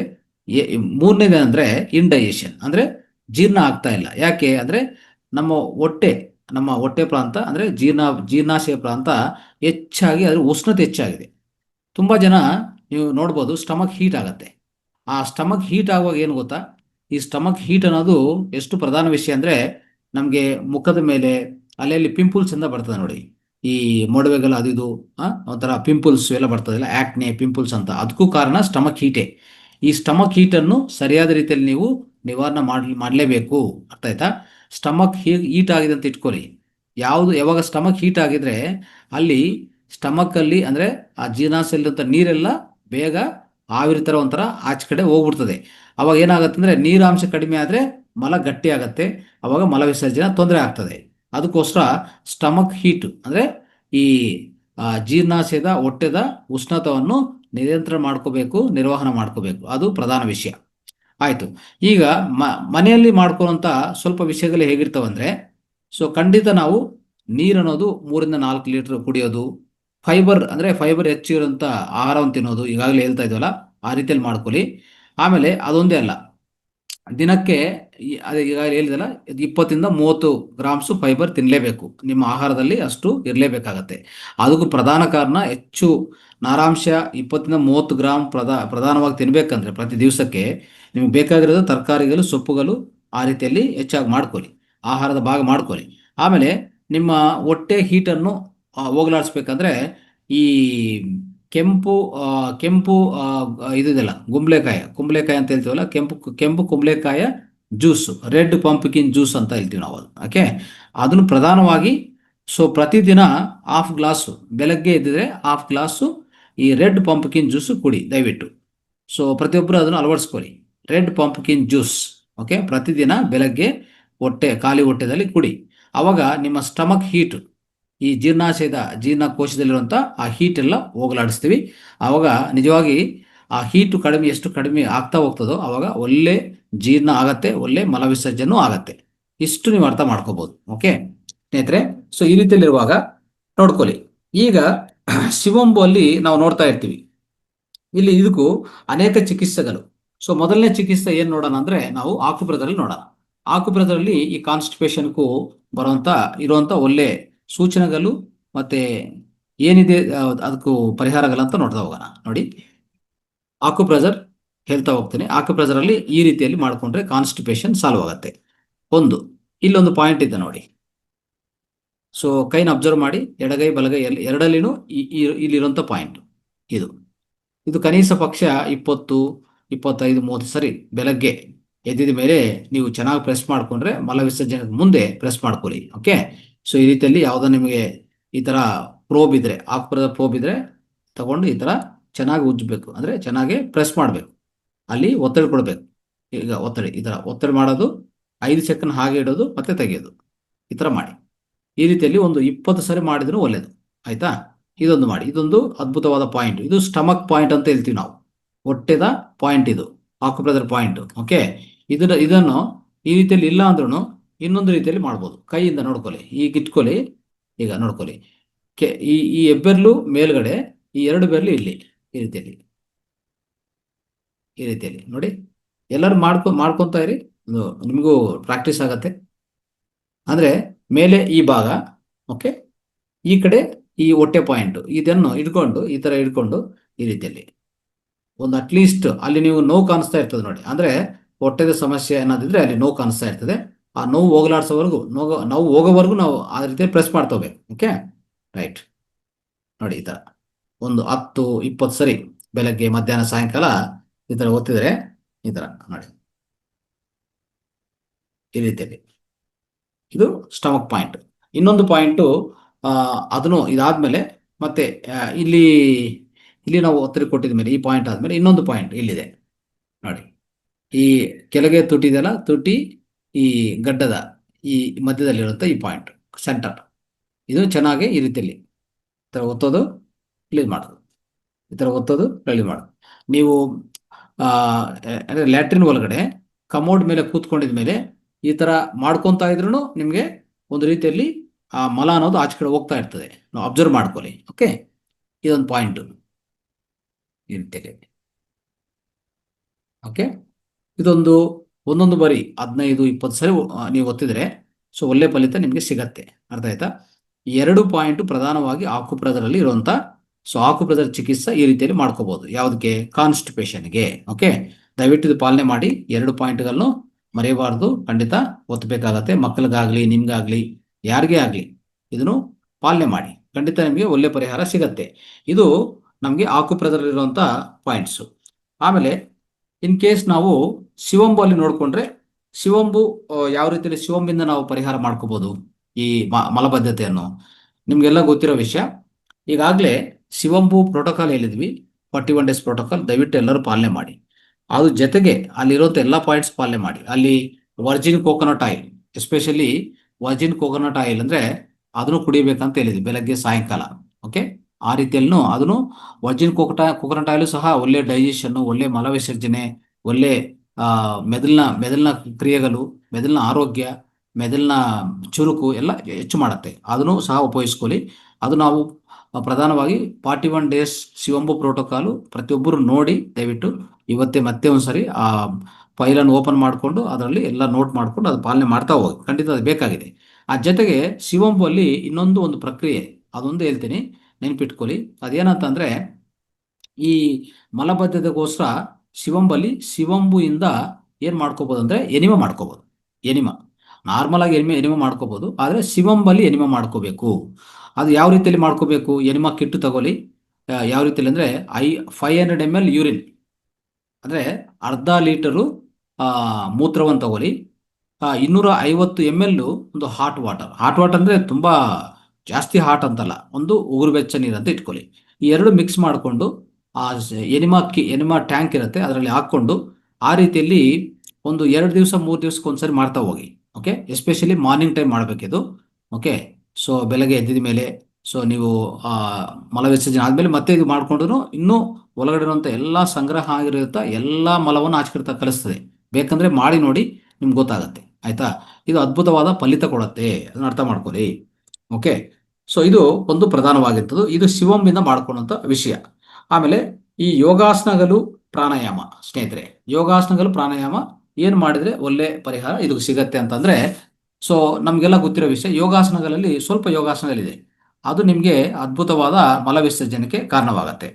ಪವನ ಮುಕ್ತಾಸನ ಒಂದು, ಭುಜಂಗಾಸನ ಒಂದು, ಮಲಾಸನ ಒಂದು, ಈ 3 ಆಸನಗಳು ಪಾಲನೆ ಮಾಡಿ ದಯವಿಟ್ಟು ಯೋಗಾಸನಲ್ಲಿ. ಸೊ ಅದ್ಭುತವಾದ ಪರಿಹಾರ ಸಿಗತ್ತೆ ನಿಮಗೆ, ಯಾವುದಕ್ಕೆ? ಮಲಬದ್ಧತೆಗೆ, ಮಲ ವಿಸರ್ಜನೆ ಚೆನ್ನಾಗಾಗುತ್ತೆ. ಆಮೇಲೆ ಪ್ರಾಣಾಯಾಮದಲ್ಲಿ ಪ್ರಧಾನವಾಗಿ ಫಸ್ಟ್ ಅನುಲೋಮ ವಿಲೋಮ ಮಾಡಿ, ಆಮೇಲೆ ಕಪಾಲಭಾತಿ ಮಾಡಿ. ಓಕೆ, ಈ 2 ಪ್ರಧಾನವಾಗಿ ಸೊ ನೀವು ಪಾಲನೆ ಮಾಡಬೇಕಾಗಿರುವಂಥ ವಿಷಯಗಳು. ಆಮೇಲೆ ಇನ್ನೊಂದೇನೆಂದ್ರೆ ತುಂಬಾ ಅದ್ಭುತವಾದ ವಿಷಯ ಏನಂತಂದ್ರೆ, ಯಾವುದೇ ಒಂದು ಬಾರಿ ನೀವು ಊಟ ತಿಂದ್ರೆ ಆ ಊಟ ಡೈಜೆಷನ್ ಆದಮೇಲೆ ಅದು ಜೀರ್ಣ ಆಗೋಕ್ಕೆ 1-2 ಗಂಟೆ ಆಗುತ್ತೆ. ತದನಂತರ ನಿಮಗೆ ಮಲ ಬರಲೇಬೇಕು. ಅಂದರೆ 3 ಬಾರಿ ನಾವು ಆಹಾರ ಸೇವನೆ ಮಾಡಿದ್ರೆ 3 ಬಾರಿ ನಮಗೆ ಏನು ಬರಬೇಕು? ಈ ಮಲ ವಿಸರ್ಜನೆ ಆಗಬೇಕು. ಅದು ಆರೋಗ್ಯವಂತ ಲಕ್ಷಣ. ಅರ್ಥ ಆಯ್ತಾ? ಇದು ನೆನಪಿಟ್ಕೊಳ್ಳಿ. ಆ ರೀತಿಯಲ್ಲಿ ಯಾರ್ಯಾರು ಮಾಡ್ಕೋತಾರೋ ಅದ್ಭುತ ಫಲಿತ ಅವ್ರಿಗೆ ಸಿಗತ್ತೆ, ಅದರಲ್ಲಿ ಏನೋ ಸಂಶಯ ಇಲ್ಲ. ಅರ್ಥ ಆಯ್ತಾ? ಆಮೇಲೆ ಇನ್ನೊಂದೇನೆಂದ್ರೆ ಮುದ್ರಗಳು. ಸೊ ಮುದ್ರಗಳು ಮಾಡಿದ್ರೆ ನಮಗೆ ಅದ್ಭುತವಾದ ಈ ಮಲ ವಿಸರ್ಜನೆ ನಾವು ಸಾಧಿಸಬಹುದು ಅಂತ ಅದನ್ನು ನಿಮಗೆ ತಿಳಿಸ್ಕೊಡ್ತೀನಿ. ಒಂದ್ಸರಿ ಎಲ್ಲರೂ ಪಾಲನೆ ಮಾಡಿ ದಯವಿಟ್ಟು. ಸೊ ನಮಗೆ ಮುದ್ರಗಳಲ್ಲಿರುವಂಥದ್ದು, ಸೊ 4 ಮುದ್ರಗಳು ಪ್ರಧಾನವಾಗಿ ನಾವು ಹೇಳ್ತೀವಿ. ಓಕೆ, ಶುಚಿ ಮುದ್ರಾ ಮೊದಲನೇದು. ಶುಚಿ ಮುದ್ರಾ ಒಂದೊಂದು ಮುದ್ರೆ ಒಂದೊಂದು ಬಾರಿ ಮಾಡಿದ್ರೆ 15 ನಿಮಿಷ ಮಾಡಲೇಬೇಕು. ಓಕೆ, ಅದಾದ್ಮೇಲೆ ಮತ್ತೆ ಇನ್ನೊಂದು ಮುದ್ರೆ ಒಂದು 10 ನಿಮಿಷ, ಇನ್ನೊಂದು ಮುದ್ರೆ 10 ನಿಮಿಷ, ಕೊನೆಯದಾಗಿ ಪ್ರಾಣ ಮುದ್ರೆ ಮಾಡಿಕೊಂಡು ಮುಗಿಸ್ಬೇಕು. ಈಗ 4 ಮುದ್ರೆಗಳು ಏನಂತಂದ್ರೆ ನೋಡ್ಕೊಳ್ಳಿ.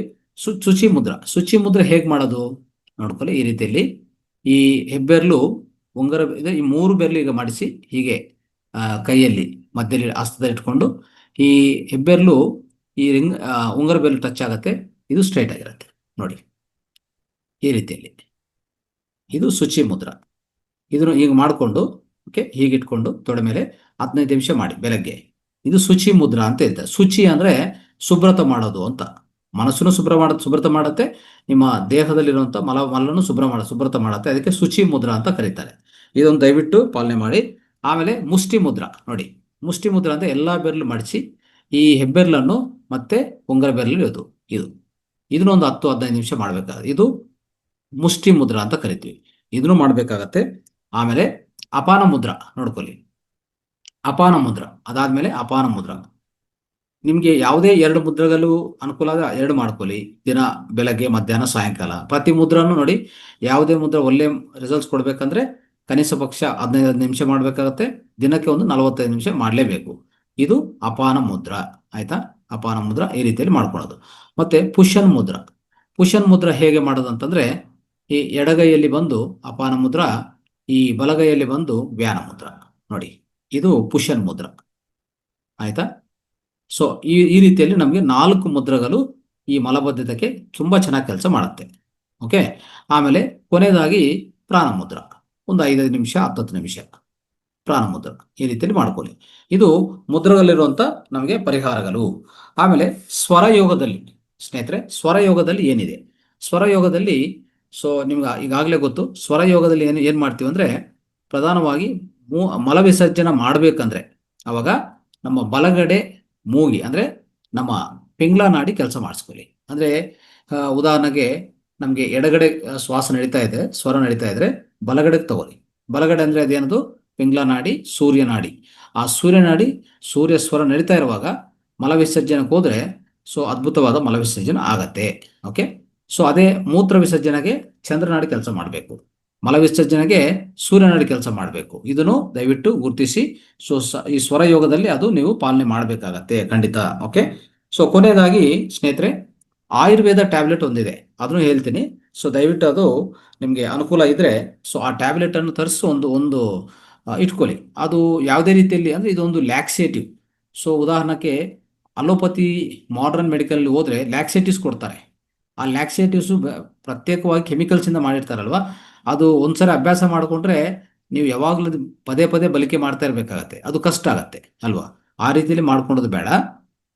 ಓಕೆ, ನಾವೇನು ಮಾಡ್ಬೇಕಂದ್ರೆ ಆಯುರ್ವೇದದಲ್ಲಿರುವಂಥ ಈ ಟ್ಯಾಬ್ಲೆಟನ್ನು ಬಳಕೆ ಮಾಡಿದ್ರು ಇದೇನು ಯಾವ ರೀತಿಯಲ್ಲಿ ನಿಮಗೆ ಹ್ಯಾಬಿಟ್ ಆಗಲ್ಲ. ಅಂದರೆ ಒಂಥರ ಅಭ್ಯಾಸ ಆಗ್ಬಿಟ್ಟು ಅದು ಆ ಟ್ಯಾಬ್ಲೆಟ್ ತಗೊಂಡ್ರೆ ನಮಗೂ ಮಲ ವಿಸರ್ಜನೆ ಆಗತ್ತೆ ಅಂತ ರೀತಿ ಆ ಪರಿಸ್ಥಿತಿ ನಿಮಗೆ ತಂದು ಕೊಡಲ್ಲ. ಸೊ ಅಂಥದ್ದು ಯಾವುದಪ್ಪ ಅಂತಂದರೆ ಜಂಡು ನಿತ್ಯಂ ವಾಟಿ ಟ್ಯಾಬ್ಲೆಟ್. ಜೆಂಡು ನಿತ್ಯಂ ವಾಟಿ ಟ್ಯಾಬ್ಲೆಟ್. ಇದು ಸಿಗತ್ತೆ ನಿಮಗೆ ಆಯುರ್ವೇದ ಶಾಪಲ್ಲಿ. ಒಂದು ತಂದು ಇಟ್ಕೊಳ್ಳಿ. ನೈಟ್ ಮಲಗುವಾಗ 1-2 ಟ್ಯಾಬ್ಲೆಟು ಅದು ನೈಟ್ ಮಲಗಕ್ಕೆ ಮುಂಚೆ ನೀವು ಅದು ಅಂದರೆ ಸೇವನೆ ಮಾಡಿಕೊಂಡು ಮಲ್ಕೊಂಡಿದ್ರೆ ಬೆಳಗ್ಗೆ ನಿಮಗೆ ಅದ್ಭುತವಾದ ಮಲವಿಸರ್ಜನೆ ಆಗತ್ತೆ. ಅದನ್ನ ಅರ್ಥ ಮಾಡ್ಕೊಳ್ಳಿ. ಸೊ ಇದು ಈ ಟ್ಯಾಬ್ಲೆಟ್ ಅಲ್ಲಿ ಏನಿದೆಯಪ್ಪ ಅಂತಂದ್ರೆ ಇದರಲ್ಲಿ ಇರುವಂಥದ್ದು ಸೊ ಅದ್ಭುತ ಇಂಗ್ರೀಡಿಯೆಂಟ್ಸ್ ಏನಿದೆ ಅಂದ್ರೆ, ಒಂದು ಹರಿತಕ್ಕಿ, ಎರಡನೇದು ಕ್ಯಾಸ್ಟರ್ ಆಯಿಲು, ಮೂರನೇದು ಇದು ತ್ರಿಫಲ ಇದೆ. ಸೊ ಇಂಥವು ಒಳ್ಳೆ ಇಂಗ್ರೀಡಿಯೆಂಟ್ಸ್ ಒಳಗಡೆ ಇಟ್ಟಿದ್ದಾರೆ. ಅದಕ್ಕೆ ಈ ಟ್ಯಾಬ್ಲೆಟ್ ತುಂಬಾ ಒಂಥರ ಉಪಯುಕ್ತವಾಗೋದು, ನ್ಯಾಚುರಲ್, ಮತ್ತೆ ಇದು ಯಾವುದೇ ಸೈಡ್ ಎಫೆಕ್ಟ್ಸ್ ಇಲ್ಲದಂಥ ಟ್ಯಾಬ್ಲೆಟ್ ಇದು. ಸೊ ಅದನ್ನು ಸಹ ಬಳಸ್ಕೊಳ್ಳಿ. ಸೊ ಉದಾಹರಣೆಗೆ ಇನ್ನೂ ಅನೇಕ ವಿಷಯಗಳಿರ್ತದೆ. ಸೊ ನೈಟ್ ಮಲಗುವಾಗ ತ್ರಿಫಲ ಚೂರ್ಣದೇನು ಸ್ವಲ್ಪ ಜನ ತ್ರಿಫಲ ಚೂರ್ಣ ಉಪಯೋಗಿಸ್ತಾ ಇರ್ತಾರೆ. ಯಾಕಂದ್ರೆ ಒಳ್ಳೆ ಮಸಾಜನೆಗೆ ಅದು ಹೆಲ್ಪ್ ಆಗುತ್ತೆ. ಆದರೆ ಎಲ್ಲ ಸೇರಿಸಿ ಒಂದರಲ್ಲೇ ಹಾಕಿದ್ದಾರೆ ಇಲ್ಲಿ.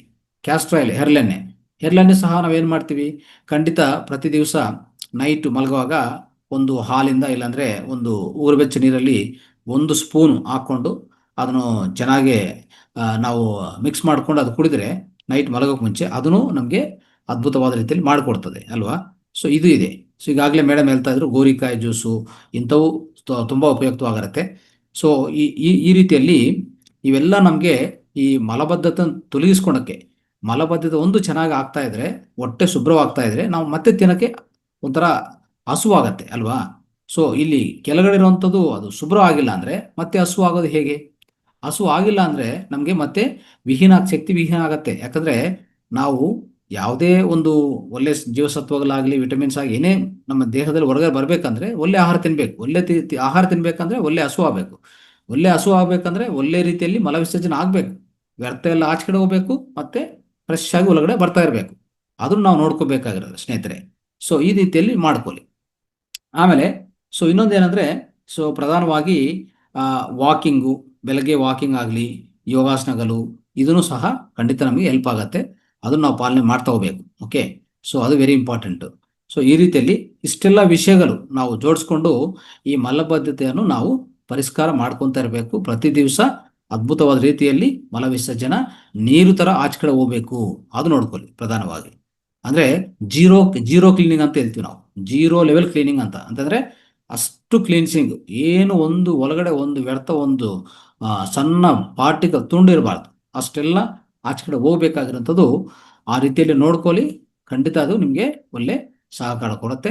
ಅದೇ ಜೊತೆಗೆ ಸೋಲಾರ್ ಪ್ಲೆಕ್ಸಸ್ ಸ್ನೇಹಿತರೆ, ಈಗ ನಮಗೆಲ್ಲ ಗೊತ್ತಿರೋ ವಿಷಯ. ಸೋಲಾರ್ ಪ್ಲೆಕ್ಸಸ್ ಅಂದ್ರೆ ನಾಭಿ ಪ್ರಾಂತದಲ್ಲಿ ನೈಟ್ ಮಲಗುವಾಗ ಒಂದು ಕೊಕೊನಟ್ ಆಯಿಲು, ಇಲ್ಲಾಂದ್ರೆ ಒಂದು ಹರಳೆಣ್ಣೆ, ಇಲ್ಲಾಂದ್ರೆ ಮೂತ್ರ ಅಲ್ಲಿ ಚೆನ್ನಾಗಿ ಹಚ್ಕೊಂಡು ಆ ಪ್ರಾಂತದಲ್ಲಿ, ಯಾಕಂದ್ರೆ ನಾಭಿ ಪ್ರಾಂತದಿಂದನೇ ಇಲ್ಲಿ ಇಡೀ 72,000 ನಾಡಿಗಳಿಗೆ ಪ್ರಸಾರ ಆಗ್ತಾ ಇರ್ತದೆ. ಯಾವುದು ರಕ್ತ ಪ್ರಸರಣೆ ಎಲ್ಲ ಆಗೋದು, ಶಕ್ತಿ ಪ್ರಸರಣೆ ಎಲ್ಲ ಅಲ್ಲಿಂದ ಆಗೋದು. ಅದಕ್ಕೆ ಅದನ್ನು ಸ್ವಲ್ಪ ಅದು ಚಿಕಿತ್ಸೆ ಮಾಡ್ಕೊಳ್ಳಿ ನೈಟ್ ಮಲಗುವಾಗ, ಅದು ತುಂಬಾ ಉತ್ತಮವಾದ ವಿಷಯ. ಸೊ ಅದೇ ರೀತಿಯಲ್ಲಿ ಸೋಲಾರ್ ಪ್ಲೆಕ್ಸಸ್ ಅನ್ನು ನೀವು ಚೆಕ್ ಮಾಡ್ಕೋಬಹುದು. ಈ ರೀತಿಯಲ್ಲಿ ಈಗ ಇಟ್ಕೊಂಡು ನೋಡಿ, ಈ ರೀತಿಯಲ್ಲಿ ಇಟ್ಕೊಂಡ್ರೆ ಗೊತ್ತಾಗತ್ತೆ. ಸೊ ಯಾವುದು ಇಲ್ಲಿ ಪ್ರತಿಯೊಂದು ಲೈನು, ಈ ಲೈನ್ ಮ್ಯಾಚ್ ಮಾಡ್ಕೊಂತ ಹೋಗಿ, ಯಾವುದೇ ಒಂದು ಲೈನು ಮೇಲೆ ಕೆಳಗೆ ಇದ್ರೆ ಖಂಡಿತ ನಿಮಗೆ ಅದರಿಂದನೇ ಈ ಕಾನ್ಸ್ಟಿಪೇಷನ್, ಹೊಟ್ಟೆ ಸಮಸ್ಯೆಗಳು, ಅಜೀರ್ಣ ಸಮಸ್ಯೆಗಳೆಲ್ಲ ಆಗ್ತಾ ಇರ್ತದೆ. ಅದಕ್ಕೆ ಅದನ್ನು ಸಹ ಸೋಲಾರ್ ಪ್ಲೆಕ್ಸಸ್ ಅನ್ನು ಸರಿಪಡಿಸ್ಕೋಬೇಕಾಗತ್ತೆ. ಅದಕ್ಕೂ ಆಕುಪ್ರದರಲ್ಲಿ ಸೋಲಾರ್ ಪ್ಲೆಕ್ಸಸ್ ಅಂತ SP ಪಾಯಿಂಟ್ ಇದೆ, 27th ಪಾಯಿಂಟ್, ಅದನ್ನು ಚೆನ್ನಾಗಿ ಪ್ರೆಸ್ ಮಾಡ್ಕೊಂಡು ಪ್ರತಿದಿನ. ಓಕೆ, ಆ ರೀತಿಯಲ್ಲಿ ಸೋಲಾರ್ ಪ್ಲೆಕ್ಸಸ್ ಅನ್ನು ಸೆಟ್ ಮಾಡ್ಕೊಳ್ಳಿ, ಅಂದ್ರೆ ಮಣಿಪೂರ ಚಕ್ರವನ್ನು ಬ್ಯಾಲೆನ್ಸ್ ಮಾಡ್ಕೊಳ್ಳಿ. ಆವಾಗ ನಿಮಗೆ ಹೊಟ್ಟೆ ಸಮಸ್ಯೆಗಳು ತಾನಂತವೇ ಹೋಗುತ್ತೆ. ಮಣಿಪೂರಕ ಚಕ್ರ ಸಂಬಂಧಿತ ನಮಗೆಲ್ಲರಿಗೂ ಗೊತ್ತಿರೋ ವಿಷಯ. ಅಲ್ಲಿ ಸೂರ್ಯ ಅಂದ್ರೆ ಈ ಜಠರಾಗ್ನಿ ಹೆಚ್ಚಾಗ್ಬೇಕಂದ್ರೆ, ಎಸ್ಪೆಷಲಿ ಜಠರಾಗ್ನಿ ಹೆಚ್ಚಾಗ್ಬೇಕಂದ್ರೆ ಈ ಮಲವಿಸರ್ಜನೆ ಮುದ್ರಗಳು ಬೇರೆ. ಜಠರಾಗ್ನಿ ಹೆಚ್ಚಾಗಬೇಕು, ಚೆನ್ನಾಗಿ ಜೀರ್ಣ ಆಗ್ಬೇಕಂದ್ರೆ ಮತ್ತೆ ಸೂರ್ಯ ಮುದ್ರ ನೋಡಿ. ಜಠರಾಗ್ನಿ ಹೆಚ್ಚಾಗಬೇಕಂದ್ರೆ ಸೂರ್ಯ ಮುದ್ರ ಮಣಿಪೂರಕ ಚಕ್ರ ಸೋಲಾರ್ ಪ್ಲೆಕ್ಸಸ್ ಅನ್ನು ಉತ್ತೇಜನ ಮಾಡುತ್ತೆ. ಸೂರ್ಯ ಮುದ್ರ ಒಳ್ಳೆ ಜಠರಾಗ್ನಿ ಸಿಗತ್ತೆ ಒಳಗಡೆ ಅಲ್ವಾ, ಆ ರೀತಿಯಲ್ಲಿ. ಸೊ ಇದನ್ನು ಸಹ ನಮಗೆ ತುಂಬಾ ಸಹಾಯ ಮಾಡುತ್ತೆ. ಸೊ ಈ ರೀತಿಯಲ್ಲಿ ಅನೇಕ ಚಿಕಿತ್ಸೆಗಳು, ಅನೇಕ ವಿಧಾನಗಳು ಒಂದೇ ಕ್ಲಾಸಲ್ಲಿ ನಾವು ತಿಳ್ಕೊಳಕ್ಕೆ ಪ್ರಯತ್ನ ಮಾಡಿದ್ವಿ ಸ್ನೇಹಿತರೆ. ಇವೆಲ್ಲ ಪ್ರತಿಯೊಬ್ಬರು ಪಾಲನೆ ಮಾಡಿ ಎಲ್ಲರಿಗೂ ಈ ವಿಡಿಯೋನು ತಲುಪಿಸಿ ಅಂತ ಹೇಳ್ತಾ ಸೊ ಇಂದಿನ ಭಾಷಣವನ್ನು ಮುಕ್ತಾಯ ಮಾಡ್ತೀವಿ. ಥ್ಯಾಂಕ್ ಯು, ಧನ್ಯವಾದಗಳು.